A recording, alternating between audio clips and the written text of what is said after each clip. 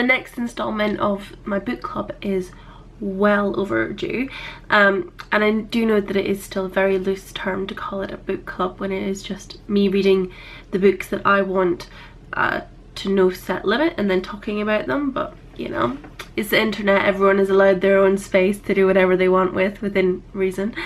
So if you remember way back when, at the end of my last book video, I said that I was going to be reviewing this beautiful book.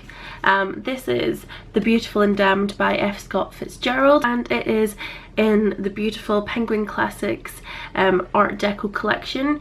If you remember a wee while ago, I actually got the full set of these, and they are beautiful. If you missed them, I'll put a link to the video where I basically fawn over them and show you the different covers. But it took me quite a while to actually get through this book, and as I was going, as always, I actually wrote stuff down in my little bullet journal. So that's what I'm going to use. The basis for this video is my notes off this, and comparing them to my thoughts on the actual book. So usually I go into these book reviews wanting to try and tackle either kind of themes or questions that I'd want to then, if you want to get involved in the comments down below, go for it.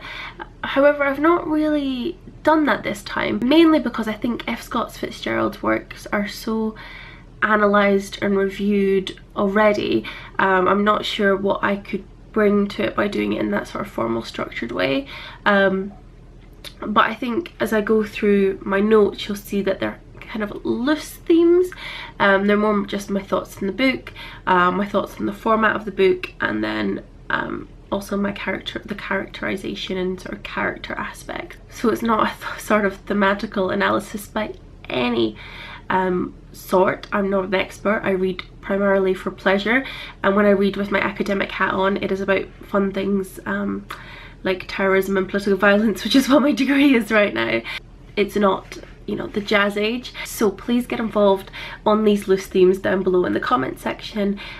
This review will contain spoilers. I'm going to talk very openly about what happens in it. It's not a skimming review, so just bear that in mind. And apologies, I have got quite a sore throat just now because you know, it's just the time of year, so I'm a little bit croaky. So the first point I want to make is that this is the first F. Scott Fitzgerald book I have ever read, and I'm annoyed at myself about this because I should have started with This Side of Paradise, but in my head I thought The Beautiful and the Damned was the first one, and then it was This Side of Paradise, so I should have just checked this, but I didn't. So that is my first point, and I think that because I know that F. Scott Fitzgerald's writing really develops and you can really kind of see it, there's a lot of kind of semi-autobiographical kind of aspects to it. I think it would have been really interesting to start with This Side of Paradise before moving on to this one, but you know, they are standalone books, so I'm going to review it as standalone. Overall, I really enjoyed this book. I knew I would, to be honest. You know, that's why I bought all 7 copies and a fancy copy before even reading any of them. I really did like it. I like reading classics. I haven't read many American classics, so this is really good for me, and I really enjoyed it. I did say it did take me a little while to tune into things and to get invested in the story, and I think that is partly because of the format. There's a lot of script, which is great. There's a lot of extended descriptions, again, which I liked. For example, one of my favourite sections in this book is actually quite near the start, and it is Anthony's bathroom and the description of it, and I think that is just, you know, that is what I think of when I think of Fitzgerald, and I really, really like that. However, on the flip side, there is a lot of kind of sections which are written in script format, and I think that that sometimes misses the mark a little bit.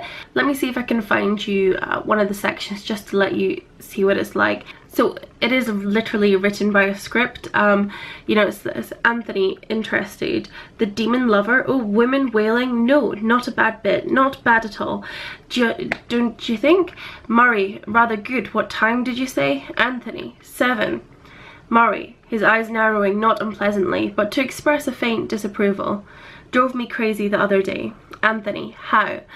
Murray, the habit of taking notes. Anthony, me too. You know, and I get it, it's like, it is effective in the way that it gets dialogue done kind of quite snappily, and I think that is good. You know, you cover a lot of ground doing it in that way, which is nice and quite a long book to begin with. But other times I kind of I don't really know why it was used like that, and so I did struggle with the use of script as a format throughout quite a bit of the book. However, to refute my own criticism, I thought it was used really effectively when it came to the climax of the book, when it was Anthony and Gloria's big party, which was interrupted by Anthony's grandfather. I think that was such an effective use of the dialogue and the script, and you know, it really just let the words do the talking. There was nothing overtly flowery or descriptive about it, and because by that point we were so used to the characters and the characterization had been so well rounded out by that point, you know, you didn't need anything else.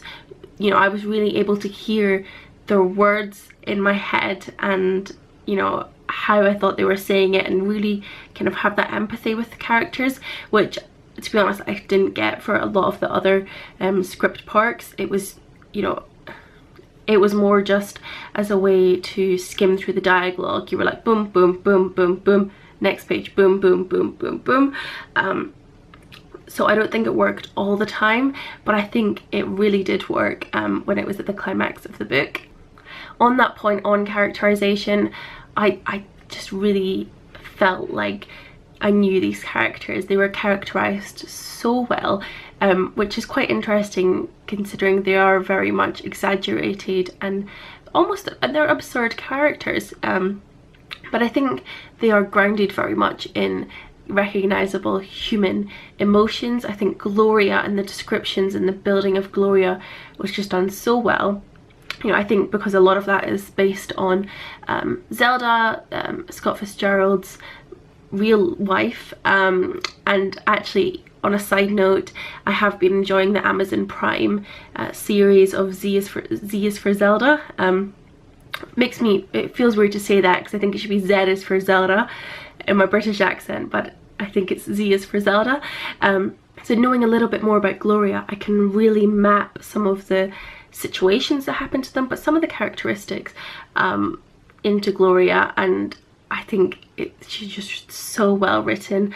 Same as with Anthony, I think there's a lot of realness in there, and I think that's the trick in this book, is that although the characters have been so exaggerated, and they are out there in the absurd, and they should be on paper quite unrelatable, you know, especially now when you have the time gap, you know, maybe not so much when they were written, but they should be unrelatable and absurd, and they're not.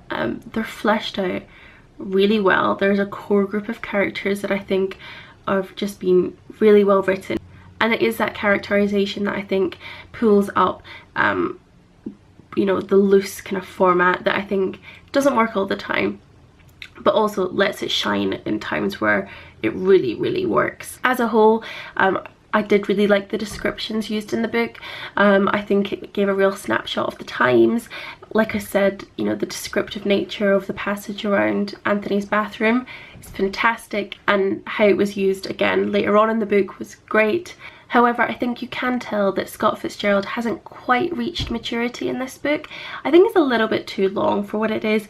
You know, some descriptions are, you know, a little bit superfluous. You know, and I think you can tell that there's some bits he's comfortable in, and writing, and the ideas are good and the characters are good, but I think it's just not quite as tight as what I think we know he's going to get to. But I don't see that as a big flaw in this book at all. It is still very enjoyable. It has got the characters who are very real, and you know, I like how it's not afraid to show the kind of brutality of dysfunctional relationships, and you know, it's nice to see that, especially in classics, because you know, we all know sometimes in classics, you know, the way relationships are presented can be a bit odd, and certainly kind of maybe doesn't translate to what we see and what we kind of think now. But I think seeing that brutality of a dysfunctional relationship, you know, I think it really worked. And the ultimate conclusion of the book, I think, reminds us that it's a story, which is nice. And I think the way it ties up is quite nice, but it also, I think it's important what it does for the characters and what it ultimately said about the dysfunctionality of Gloria and Anthony's relationship, and how, you know, there was so much passion there, and there was so much that shouldn't work but did, and should have worked but didn't at all. And I think the way of showing that ironic, like a bitter irony of, you know, winning the lawsuit at the end of it, I think, you know, that is just a really clever way of summing up the characters and summing up the relationship, and, you know, presenting something that is at the end of the day quite light-hearted. It's quite an emotional book at that stage. You know, we've been through a lot with these characters. It's a long book. You know, it's got the confusing formats, but, you know, I did like the ending, and I think, you know, I do like the characters, and overall I just really liked it. A bit of self-reflection on my own review there. I know I've not said anything groundbreaking at all. You know, I'm not an expert in this, but it is just how I feel, and I think I would really like to know how you guys feel about this book. And, you know, we're definitely going to read the other Scott Fitzgerald books that I've got, because I knew I would like them.